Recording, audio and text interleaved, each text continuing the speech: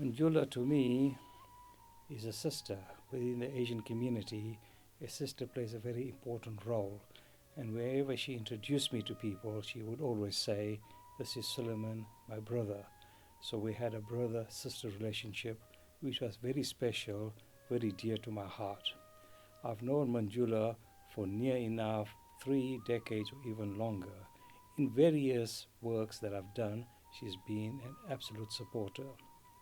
At a time when the world is in such a dangerous place, where we face so many challenges and people separate us in relation to our faith, in relation to our culture, our belief system, she was the lighthouse at that point. She was the one who managed and was the glue that cemented communities together, brought them together.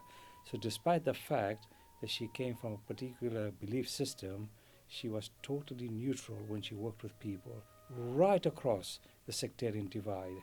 And to me, that was something that was very close to my heart. The reason being is because that is a kind of work I have been involved in for over 4 decades, interfaith work within the city, country, and even wider. So it gelled well with the thinking that I had. I think we have missed a person, or will miss a person, who we will not truly know her value until weeks and months have gone past. When we go to events, there'll be that empty chair, that smile, the individual who was so kind and all of a sudden has been taken away from us. So this is my memory of Manjula, a person of impeccable character, kindness, love that she extended to people. And I have yet to come across somebody who would say something negative about Manjula. Manjula was dear to so many people. As we've started this, to some, she was a mother. To others, she was an aunt. To some, she was a sister. And to me, of course, she was my elder sister.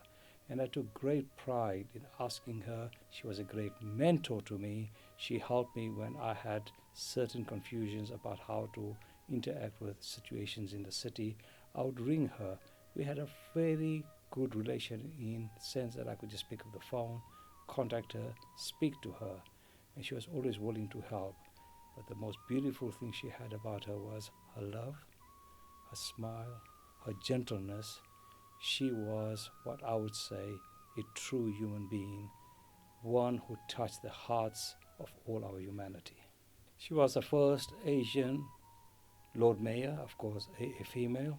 I could remember her in a beautiful sari at the time when the Queen had visited Leicester.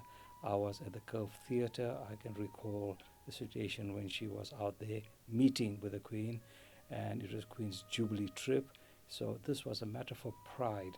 Pride for me because I am a proud Indian. She is from the Indian subcontinent, so we share the same heritage.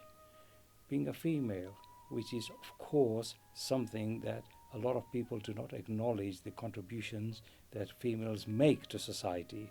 And here's somebody who was a trailblazer, who broke the glass ceiling, a person who showed the world that despite being somebody who was born abroad, taught in schools here, from an Asian, Indian background, despite all odds that may have been stacked against her, maybe in her childhood or from the culture that she originated from, she bypassed all of this and she became the first citizen of this city. In itself is a major achievement. She was, of course, recognized by the Queen with an MBE, and that again is a matter for pride, not for her, but for all of us. And I think we must remember that any success from somebody who comes from that kind of a background reflects on us. It's a mirror to our soul as well. When we see individuals like this, we say, this is one of ours. And that beams, that gives. So what I feel that despite the loss that we've had, we should consider how we can celebrate her life, how we can learn from what she has left behind. And she's left an enormous legacy. She's left shoes that are very difficult to fill. We are actually standing, and I would say we are standing on the shoulder of giants when we're talking about Manjula. Well, of course, she was within a political sphere in this country. I do not belong to any political party, but her concern was for all the community. So she was a community advocate working for the betterment of all society. Now that can be at various levels. The political field, of course, is one. The other one is community cohesion, which was very close to our heart. And community cohesion is much needed, especially a city like Leicester, possibly one of the most diverse cities in the country. And we have a fine mix of people from the different faiths, different cultures, different parts of the world, and recent arrivals that have come here. Recent arrivals, I talk about those that have come from war-torn countries, who are traumatized as a result of war, etc., have settled here. And she'd visit people of this background as well.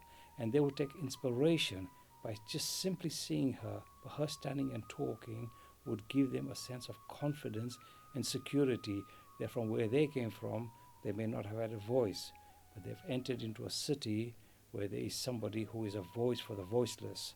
And that, I think, is a massive contribution. Like I said, it will take years or possibly even longer before we fully realize what we have really lost. Manjula Sood, for me, in a very simple term, I would say is my sister. Now people say that's a very simplified way, but if you come from an Indian Asian background, and to adopt somebody as a sister is one of the highest honors you can give. I can say many, many wonderful things, but when you say she's a sister, it means I have brought her close to my heart. I've said she's one of mine, I'm one of hers. And that, I think, is the greatest befitting description one can have of an individual. A sister means she becomes part and parcel of your family, and she was part and parcel of my family. She had enormous love for my wife, my sons. She often used to speak that when they used to write to her as officers, they would normally address her as dear, respected councillor. And using the word respected, she would often pick up the phone and ring me and said, your sons come from a solid background. They have the advocacy and the respect that we have from the Asian community. Not that others don't have it, but we have a special place of people who are older than us, the respect we extend to them, and we see them as part and parcel of people who deserve that respect. So we are walking in the footprints of people that are far ahead of us, who are mentors, who will help us and educate us to be better human beings. So as I've said, she is a lighthouse, shining a light in a very dark times that we have overcome recently, and she was a great contributor to this.